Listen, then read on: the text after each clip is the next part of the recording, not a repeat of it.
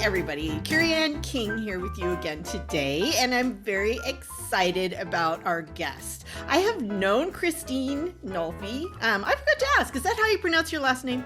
Yes. Yes. Yay. Okay, I got it. Nailed it. I have known Christine online for years now. We're Lake Union sisters, and we've done all kinds of things, but I don't think we've ever talked before. So this is really exciting for me to be able to bring her on the show and introduce her to you. So Christine Nolfi is the author of many books. I'm going to ask her about them all in a minute because I've forgotten how many, but there are lots, like a ton. She has written romances, kind of sweet romances, and then last year we did a little switch, I noticed, into kind of more women's fiction. Christine, right now, her new book that we're going to be talking about today is called The Passing Storm.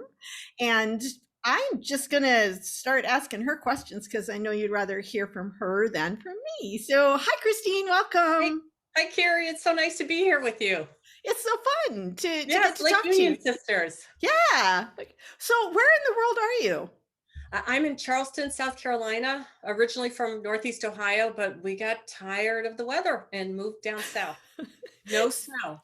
No snow. But you get other things probably like hurricanes and stuff. So let me ask you about that, because you mentioned when we were talking before the show that you're writing a book and it's the first one that you've not had to write while being relocated due to weather. The Passing Storm is the first Lake Union book in the last 5 books for them that I didn't have to write part of the book during a hurricane. I had to evacuate at some point during every one of the Sweet Lake books. Oh my gosh. The Road She Left Behind. There's a portion of each of those books that was written while I was fleeing in a hotel room in another state or another city. Okay, now that is true writer dedication. I don't even know if my editor knows that. I don't know if I've ever told Chris that, by the way, I've written portions of each of those books while evacuating. You're my hero now. I mean, that's just like, that is so awesome. So many people would say, oh, I just can't do this. But yeah, that's really amazing. I would email my editor and say, hey, I'll do what I can, but I'm evacuating. You hate to miss those deadlines. And I came out of public relations before I started writing. So the whole idea of you don't miss a deadline. So I would just find a library after we evacuated and abandon my husband and dog and go write in a library. This was pre-COVID, so libraries were always open. Right. Well, and I get that. And, I've not ever evacuated while writing a book, but I have written books while, hanging out in the hospital while my mother was dying and, those kinds of things. I mean, after breast cancer, I shocked my doctors with I shocked my doctors with the question, like, top of my mind. It's like, how long will it be before I can write? So I get that. Totally. We do what we have to do. We do. Well, and we're very passionate as writers about what we do. So let's talk about The Passing Storm, because that's really why we're here today. Show us your copy. It's so beautiful. I love this cover. It's a gorgeous cover. If you are just listening and not seeing us on video, you're totally missing out, but you can go online and look up The Passing Storm by Christine Nolfi, Nolfi, just in case you were wondering. So tell us a little bit about this book, Christine. The book is, the original idea is based on a blizzard that happened in Northeast Ohio. It's a historic blizzard. They call it the White Hurricane. And I wanted to take that actual event and spin off how could one event impact a number of lives, like a domino effect. Mm-hmm. So I based it on the storm, and then you follow the different characters, how they were impacted from that one event. It was a historic storm. 51 Ohioans died. The temperatures plummeted to 40 below zero in a matter of hours. There were 10-foot snow drifts burying houses. So it was, if you ask somebody who lives in Northeast Ohio, most people there have heard of it. Right. Wow. So the starting point. Yeah, that's a great starting point. And then you have, it looks like 3 main characters that we're talking about. So tell us a little bit about these characters who are drawn together. We don't want to give anything away to anybody I know, but. The main character, Ray, is a woman in her early 30s, and she's been impacted by the blizzard in several ways that aren't apparent to the reader right away, which I loved writing her character because, I'm dropping it in a little at a time as you go through the book, and you don't understand all the different impacts that the storm had on her until close to the end of the book. And then there's her father, and she lives with him. They live in a farm that is actually very much like the farm that I raised my children on after I was divorced. I didn't realize till I was midway through the book. It was like, oh my gosh, I'm actually depicting the farm as it was falling Oh, apart, and I'm trying to get the kids raised. And then they take in a teenage boy named Quinn, and I'm an adoptive mother, and so his character is very much drawn on my experiences right. Well, and let's before stop I there for a minute adopted. because I know your adoptive mother, but many of our listeners may not. So if you don't mind sharing that information, tell us a little bit about, how many children have you adopted? I have 4 kids. They're a sibling group from the Philippines. They were abandoned in the jungle. They were ages 4, 5, and 7 at the time of the adoption. So my oldest daughter, especially at age 7, had a lot of memories of Sure. what had happened before the adoption. Right. And it isn't just that. Before I adopted, I read hundreds of case studies. I tried to adopt here in the US for years. So I think creating a character like Quinn was really drawn from all those case studies I had read, talking to other adoptive parents. Sure. And he just was a lovely character. And he comes from a very abusive home. And Ray takes him in, and their stories are connected in more ways than are apparent at the beginning of the book. Right. Again, I don't want to give too Right. much Well, and away. even at the beginning, and this isn't giving away too much because it's in the Yeah, first pages, we are told that, Ray really has reasons not to want to have yeah. anything to do with Quinn, and it begins to unfold. I have not finished the book yet. I just started. I'm like I in can't wait the to read yours. It's I at the oh top of well my yay. TBR. I should mention, all right, since she's brought it up, Other People's Things by me, Carrie Ann King, is now available out there in the world. So just so you know. Uh, And I well, can't wait to read it. It sounds like such a fun story. it is. It's fun. It's a little Moving different than my objects from usual. house to But house. we're here to talk about your books today. Okay, I'm So sorry. I'm not thank you for product placement moment for Carrie Ann King. I love it. So we are here talking about the passing storm. However, have you ever been in a snowstorm?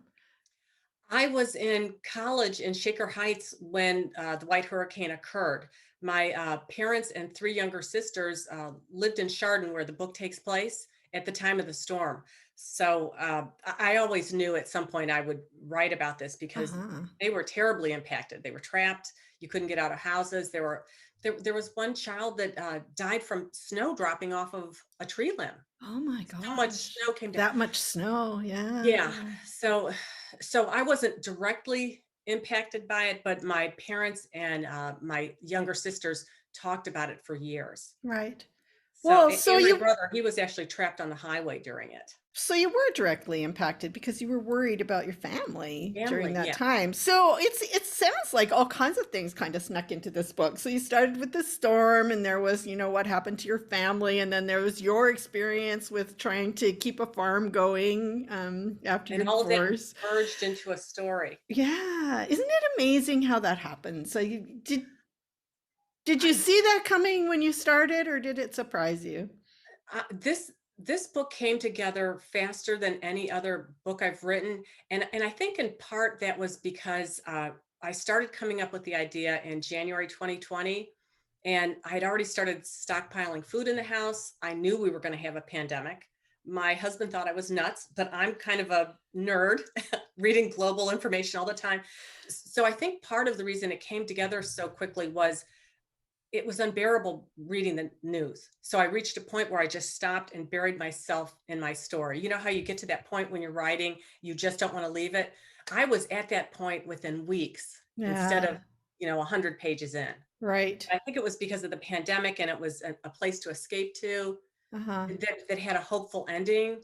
because you know what it was like at the beginning of 2020. We didn't know how this was going to end. We did not. It's funny you say that though. We're directly flipped at my house. My partner is the one who he used to be in supply chain, so he's looking way down the road and insisting on laying in all of these supplies, and I'm laughing Right. at him, ha ha ha. And then we start That was going to the very grocery laughing at me. store, and Yeah. you were right. I had to say it. You were right.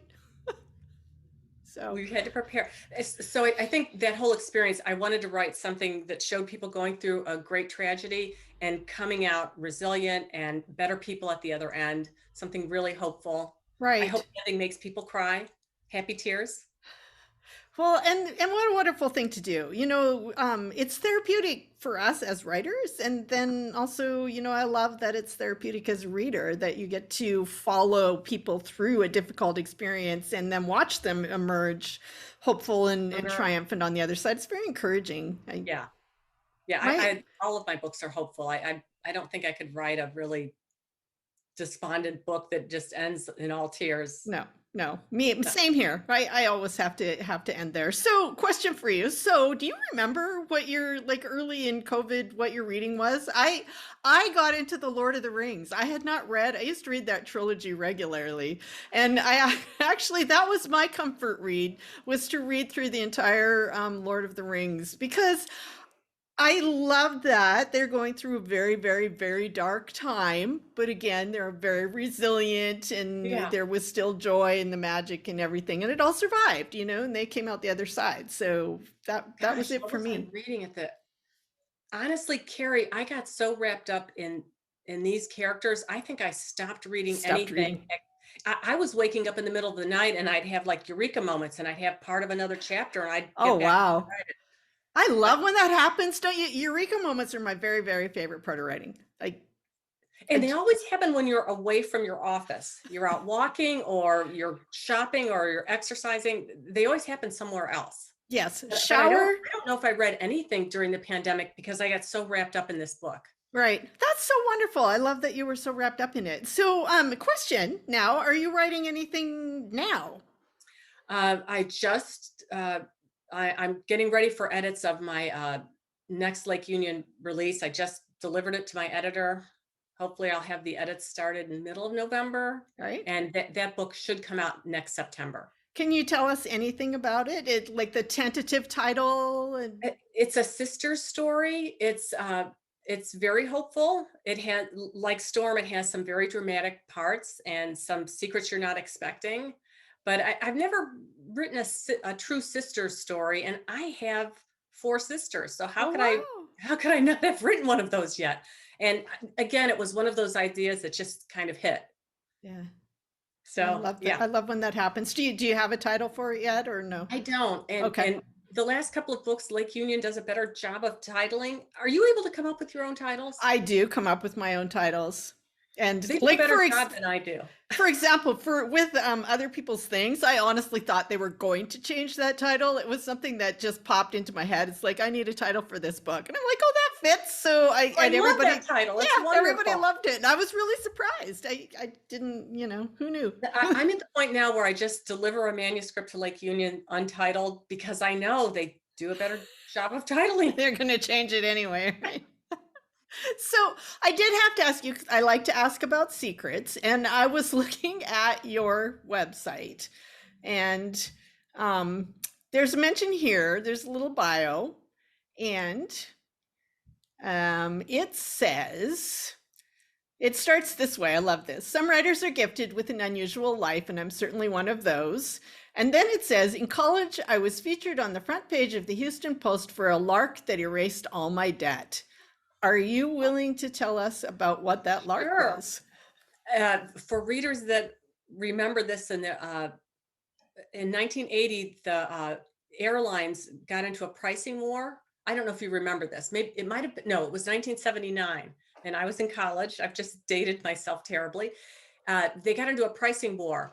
And if you took a trip in June and July of that summer, you would get a $25 coupon off your next flight. And they forgot to write non-transferable at the bottom of these coupons.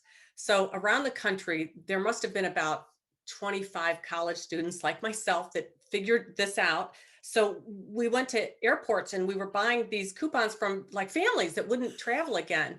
And then for years, I couldn't say who we sold ours to. Uh, we sold ours to Procter and Gamble. We had to Oh, sign a contract saying we wouldn't tell anybody for 10 years who bought these coupons, but they used them for their business travel.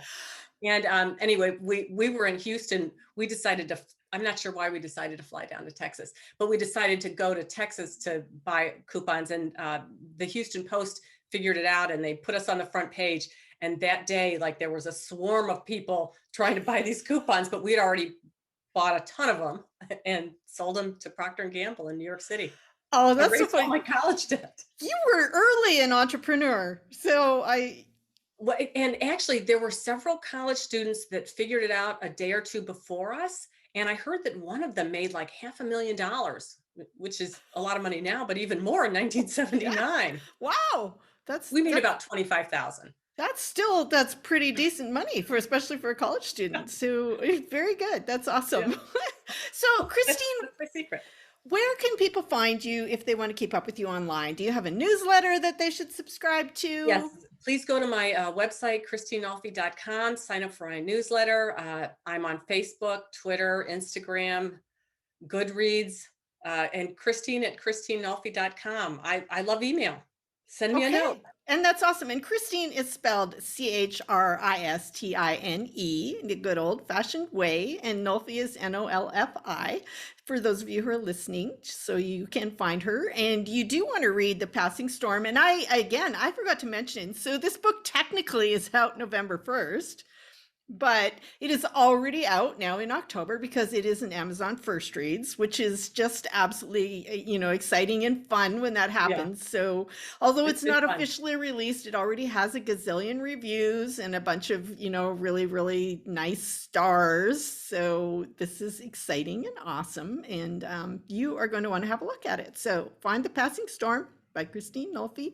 Go find her website and her newsletter, find her online, and read the book and please look at the others. Thanks so much, Christine. I'm so excited that I actually got to see your face. It was really fun to talk. I know. Thank you, Carrie. This was wonderful. It was. So we'll have to do it again, like next year. Okay? Yes. Okay. Okay. Thank you. Bye.